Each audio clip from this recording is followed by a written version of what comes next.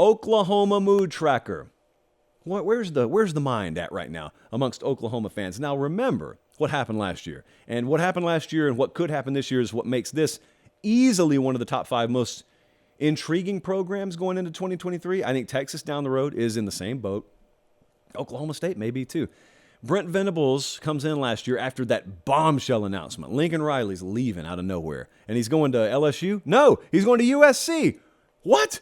So that was one of the biggest stories in recent memory in college football. And Oklahoma, they were kind of devastated. It was out of the left field. It was a gut punch, but they regrouped. They didn't have a ton of drama around their coaching search. They dusted themselves off. They said, all right, Brent, you're next. And they hired Brent Venables. And they fell flat on their face. They were a 6-win team in year 1. Did go to a bowl game, lost the bowl game. So what did outsiders start saying? Well, if you're one of them, you probably participated in saying, uh-oh, hired the wrong guy. Uh-oh, Oklahoma's fallen off. Oh, they certainly won't be ready for the SEC. They're not even ready for the Big 12. There was a big lie, though, that was told. And the lie, I just went full British on the lie, was that Oklahoma was still loaded, no matter who the coach was, and that they were just going to seamlessly transition. And it was a lie. It was not reality.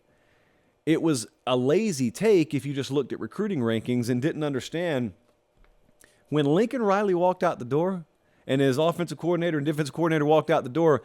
Let me tell you what else they took. QB1, QB2, running back 1, 4 of the top 5 pass catchers, tight end 1, tight end 2, 2 starting offensive linemen and a backup. Some of them went with him. Some of them just transferred elsewhere and some of them graduated. That was not a loaded team. Now, it wasn't a poor man's roster. It wasn't a poverty roster, but it was not a loaded team. I think the most troubling aspect, if you want to throw stones at Brent Venables in year 1, is offense isn't what struggled nearly as much as defense is what struggled. And that's the name of his game. So the defensive stats were bad. They were 99th in points per game allowed last year.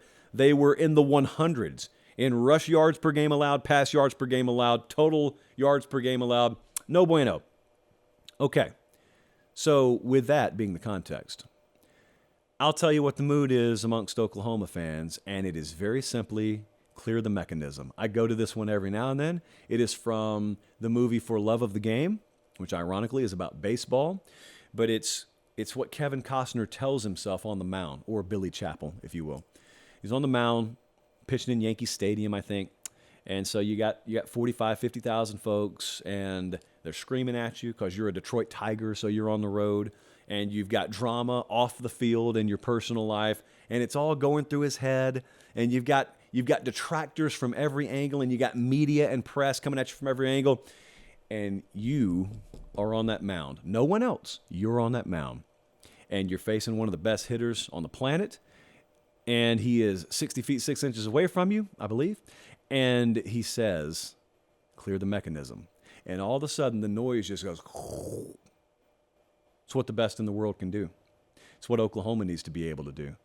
The noise is irrelevant as long as you can make it irrelevant. No one outside Norman, Oklahoma matters. No one's opinion outside Norman, Oklahoma matters.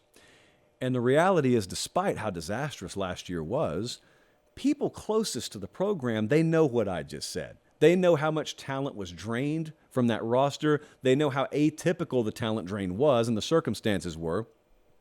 And they know while last year's result was totally unacceptable, they also think a few other things. They think they've got the right guy. They endorsed Brent Venables coming in. They understand there's not a catastrophic failure of culture there.